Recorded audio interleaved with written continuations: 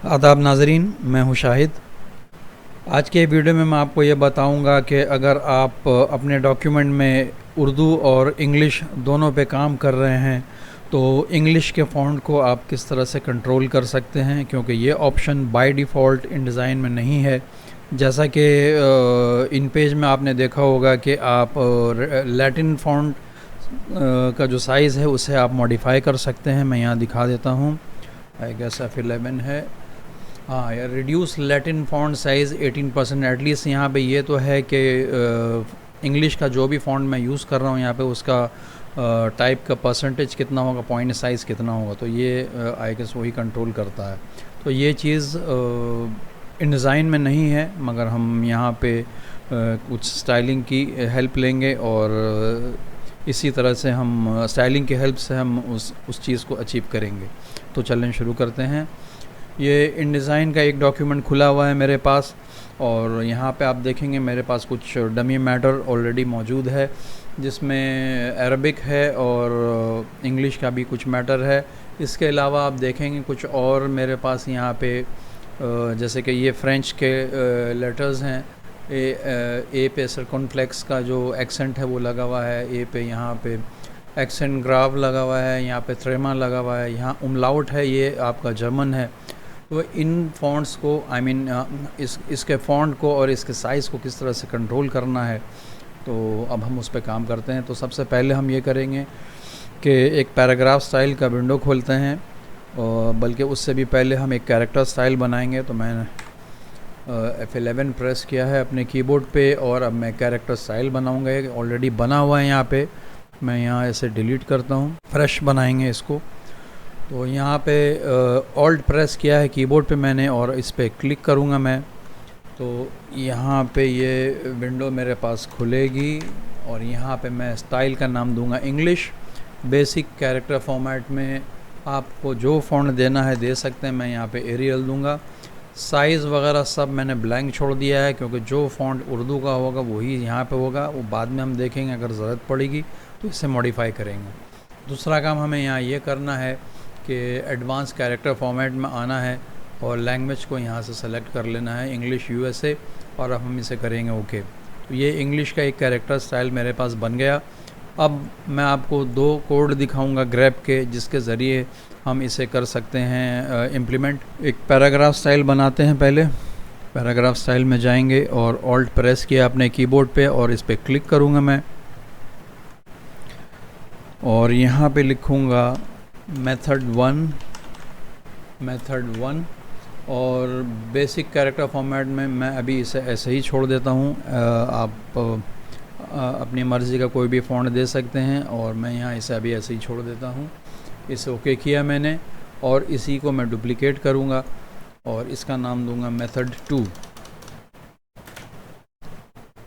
तो मेरे पास इस वक्त एक कैरेक्टर स्टाइल है और दो पैराग्राफ स्टाइल है। मैं सबसे पहला मेथड यहाँ इम्प्लीमेंट करूँगा। इस पे मैंने क्लिक किया, मेथड 1 यहाँ पे अप्लाई हो गया, बट अभी हमने इसमें कुछ डाला नहीं है कोड, तो अब हम कोड डालेंगे इसमें। मेथड 1 पे मैं राइट क्लिक करूँगा, एडिट में जाऊँगा, ग्रैब स्टाइल्स में जाऊँगा, न्यू ग्रैब स्टाइल पे क्लिक करूँगा, अप्लाई स्टाइल करूँगा इंग्लिश, और यहाँ पे देखेंगे अभी कुछ चेंज नहीं हुआ है। और किस पे करना है, इस पे यहाँ पे हमें कोड देना है, तो मैं यहाँ दूंगा /p open and closing braces, and यहाँ मैं लिखूँगा SK। इसे किया मैंने ओके। प्रीव्यू ऑन करेंगे, तो जैसे ही मैंने ये किया तो आप देखेंगे इंग्लिश का जहाँ जहाँ पे मैटर था चेंज हो गया है, बट ये जो मैटर था ये रह गया है। आई गेस इस पे भी अप्लाई नहीं हुआ है। अब इस मेथड में आप देखेंगे सिर्फ खालिस जो इंग्लिश के लेटर्स हैं वही आए हैं, और न्यूमेरल्स जो हैं वो आया है। ये मैटर जो है नहीं आया है, इसमें कवर नहीं हुआ है। और अभी मुझे इंग्लिश का साइज़ इसके बनिस्बत थोड़ा सा बड़ा लग रहा है, तो मैं कैरेक्टर स्टाइल में जाऊंगा, इंग्लिश को एडिट करूंगा, और अब अगर मुझे कोई साइज़ देना है तो मैं यहाँ पे साइज़ यहाँ दे दूँगा। प्रीव्यू ऑन करूँगा तो अब आप देखेंगे उसकी मुनासबत से ये फिर बेटर लग रहा है, फिर भी मैं 1 पॉइंट और कम करता हूँ। अब ये मुझे सही लग रहा है तो मैंने इसे ओके कर दिया। तो ये कैरेक्टर स्टाइल मेरा कंफर्म फाइनल हो गया। ये एक मेथड मैंने आपको दिखा दिया। अब मैं दूसरा मेथड आपको दिखाता हूँ जिसमें इसे भी मुझे कवर करना है। तो मैं इसे सेलेक्ट ऑल करूँगा, मेथड 2 पे क्लिक किया मैंने, ये वापस डिफ़ॉल्ट पोजीशन में आ गया अभी, क्योंकि मेथड 2 भी ब्लैंक है, अभी ग्रैब स्टाइल कोई डाला हुआ नहीं है इसमें। तो मैं राइट क्लिक करूँगा, एडिट में जाऊँगा, ग्रैब स्टाइल्स में जाऊँगा, न्यू ग्रैब स्टाइल किया मैंने, अप्लाई इंग्लिश किया मैंने, और अब यहाँ पे मैं दूंगा opening and closing square brackets 2 बार। उसके बाद इसके मिडल में आऊँगा और यहाँ लिखूँगा कोलोन 2 बार। उसके बाद लिखूँगा यूनिकोड, और यूनिकोड से पहले मैं एक कैरेट का सिंबल दूंगा और मैं अब इसे करूँगा ओके।